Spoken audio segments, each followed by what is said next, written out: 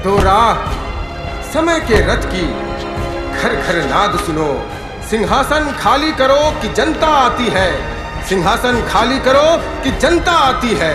ये क्रांति है मित्रों, संपूर्ण क्रांति है।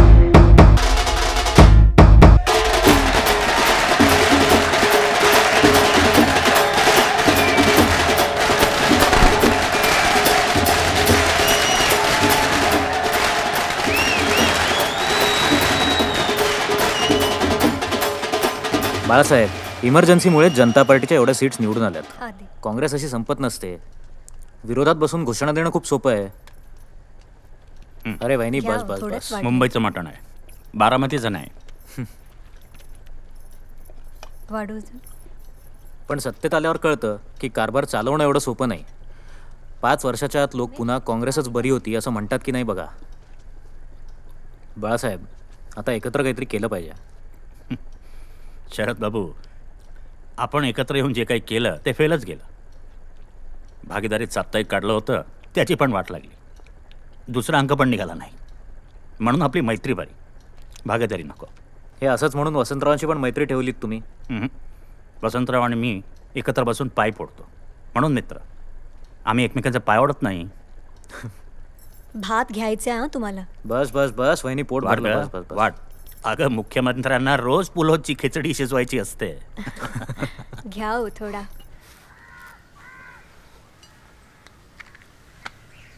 नाही, मला नेहमी वाटतं की मराठी माणूस या देशाचा पंतप्रधान झाला पाहिजे.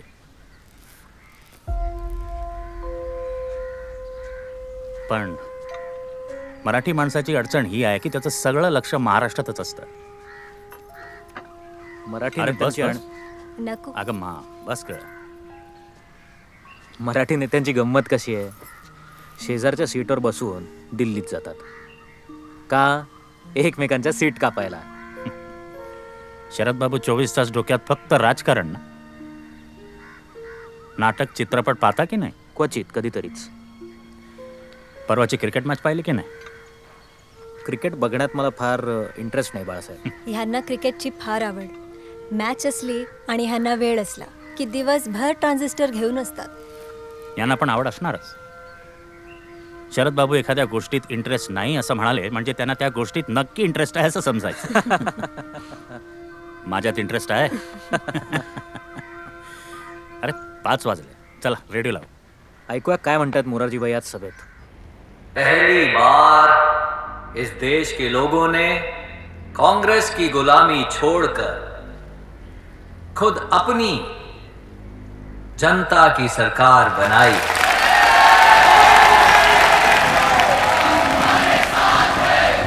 पूरा देश जब इमरजेंसी के खिलाफ था तब यहां की कुछ पार्टियों ने इमरजेंसी का साथ दिया. आप इस देश से इन पार्टियों का नामो निशान हमेशा के लिए मिट जाए. हे चंदा शिवसेना भवन. यांनीच तर इमर्जन्सीला सपोर्ट केला होता. गद्दार साले. गद्दार कोणाला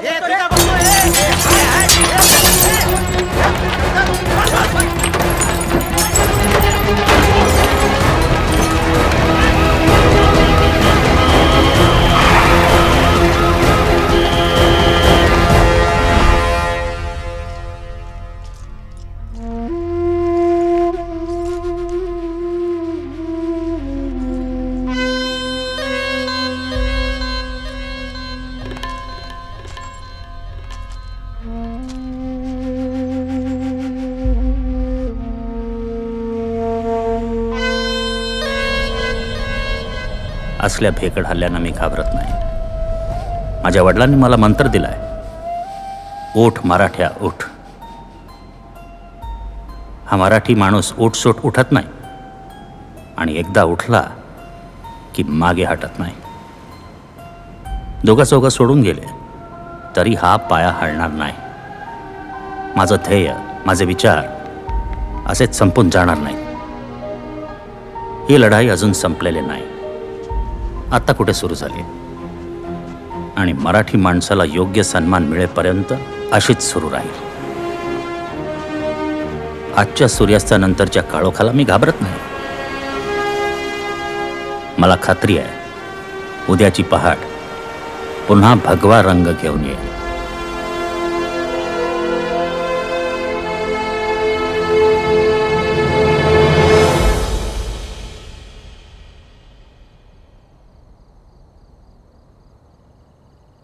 मी काय म्हणतोय ते फक्त ऐकायचं. निर्णय तुमचा. मागे 11 ऑक्टोबर रोजी मी दसरा मेळाव्यात तुम्हाला एक शब्द दिला होता आणि मी जनतेला दिलेला शब्द कधीच परत घेत नाही. जर महानगरपालिकेत पराभव झाला तर मी राजीनामा देईन असं म्हणालो होतो.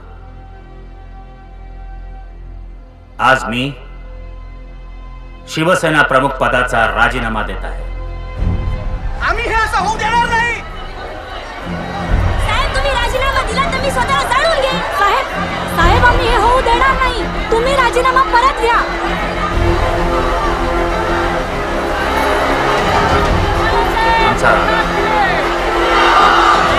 तुम्ही राजीनामा दिला तर साहेब. अरे अरे हा काय करतोय? माझ्यावर जीव वळवून टाकणाऱ्या माझ्या सैनिकांना मी मध्येच कसं सोडू?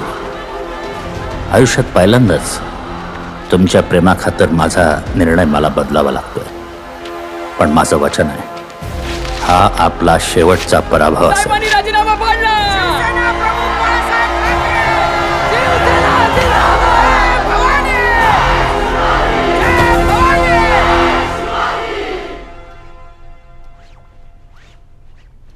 साहेब महापौर गुप्ते आले. बसा महापौर. जय महाराष्ट्र साहेब.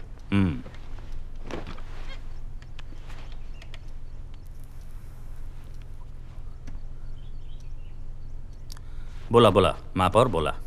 साहेब ते जे काय बोलायचं आहे ते मन मोकळेपणानं बोला. बोला.